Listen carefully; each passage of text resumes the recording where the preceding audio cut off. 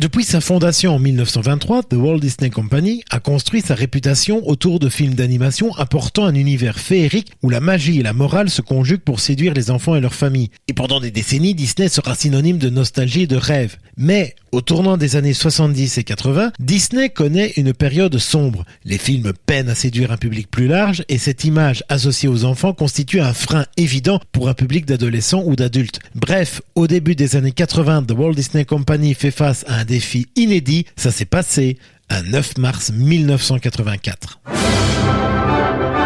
Ça s'est passé en... Disney dans l'histoire. Nicolas Descamps, Corinne Yerno, sur DLRP. C'est quoi ton nom? C'est très dur à dire dans ta langue. Eh ben, tu n'as qu'à le dire dans la tienne. D'accord. Je m'appelle...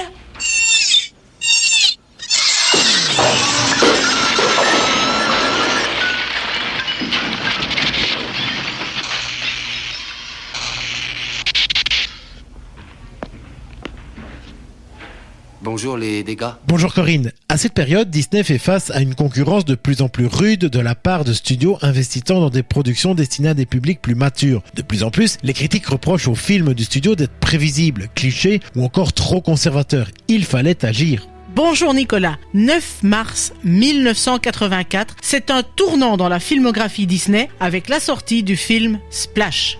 Dans le contexte sombre que traverse la firme, Ron W. Miller, alors PDG de Disney, va imaginer une solution audacieuse. Créer un label parallèle, capable de produire des films plus adultes, sans nuire à l'image familiale du nom Disney. Cette décision stratégique marque le début d'une nouvelle ère pour le studio et aboutira à la création de Touchstone Pictures. Et c'est donc ce label qui va voir le jour avec son tout premier film, Splash. En fait, il fera son apparition quelques jours plus tôt. Le label Touchstone voit officiellement le jour le 15 février 1984 sous le nom initial de Touchstone Films, avant de devenir Touchstone Pictures 2 ans plus tard. L'objectif est clair, séparer les productions destinées à un public adulte de l'image traditionnelle de Disney. Mais d'où vient ce nom assez curieux de Touchstone ? Il semblerait que ce nom Touchstone a été choisi parmi plus de 1200 propositions. La pierre de touche, c'est une pierre qui était utilisée pour tester la pureté des métaux précieux comme l'or.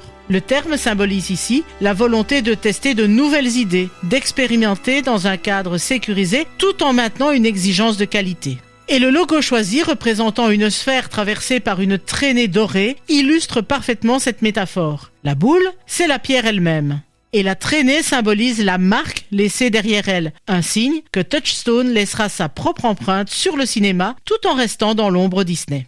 Donc Touchstone n'est pas une société indépendante mais un label interne de Disney. C'est cela, le label a été conçu pour donner plus de liberté aux réalisateurs et aux équipes créatives. L'idée est de produire des films abordant des thèmes plus matures où on peut rencontrer une certaine nudité occasionnelle par exemple, entendre un langage plus libre, aborder des relations amoureuses complexes tout en respectant certaines limites de la maison mère. Ce positionnement permet à Disney de conquérir un nouveau public sans nuire à son image traditionnelle de studio familial.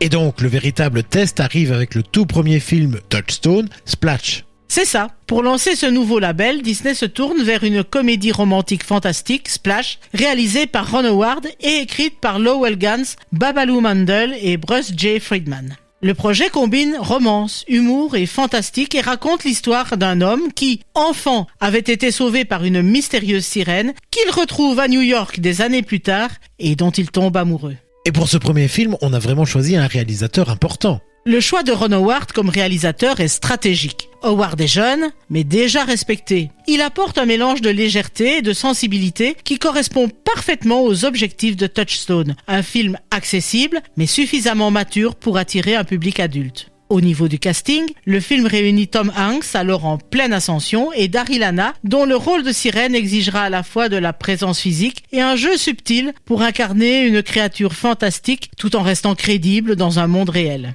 Et pour marquer la volonté de Touchstone de se démarquer des méthodes traditionnelles de production, cette production fait appel à des équipes extérieures au studio Disney.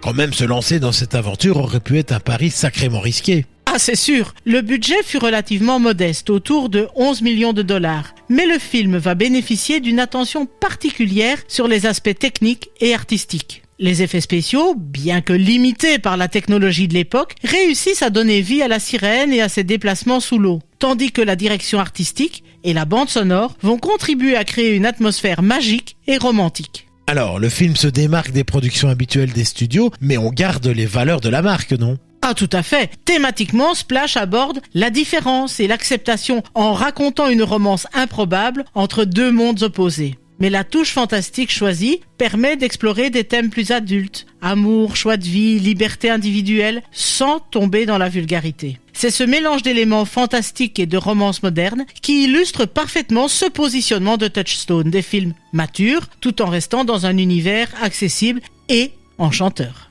Et donc, 9 mars 1984, on découvre le film sur les écrans. Oui, Splash sort aux États-Unis le 9 mars 1984. Le lancement marketing est calibré pour attirer un public adulte tout en conservant l'image Disney. Ainsi, la sirène reste pudique et le film ne transgresse jamais les valeurs familiales, même s'il inclut quelques scènes légèrement plus suggestives.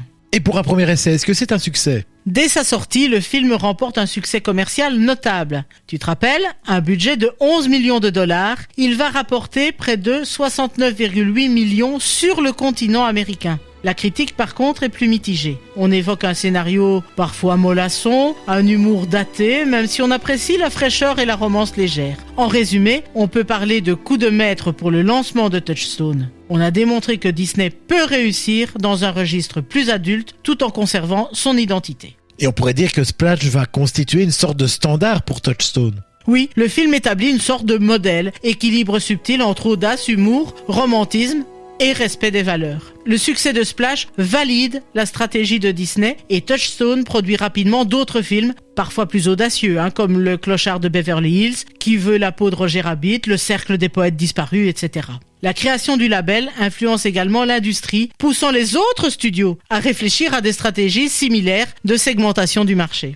Et aujourd'hui, qu'est devenu le label Touchstone ? En 2009, le label Touchstone va se limiter à la distribution des films DreamWorks Studios dans le cadre d'un partenariat qui va durer jusqu'en 2016, année de la sortie de Une vie entre deux océans, qui sera le dernier film distribué sous le label. Après cette sortie, Touchstone est officiellement mis en sommeil, marquant la fin d'une ère. Malgré sa fermeture, le label reste un héritage majeur dans l'histoire de Disney, ayant permis aux studios d'explorer de nouveaux publics en produisant des films audacieux difficilement réalisables sous le nom Disney. Merci Corinne pour cette rencontre avec une sirène qui reste plus de 40 ans plus tard un symbole de l'audace et de la créativité du studio et le point de départ d'une stratégie qui a durablement influencé le cinéma grand public. Je vous rappelle quant à vous que vous pouvez retrouver cet épisode ainsi que tous les autres sur notre radio sur dlrp.fr et en vous abonnant à notre podcast sur votre plateforme favorite. En tout cas, ça s'est passé un 9 mars 1984. À bientôt Corinne. À bientôt Nicolas.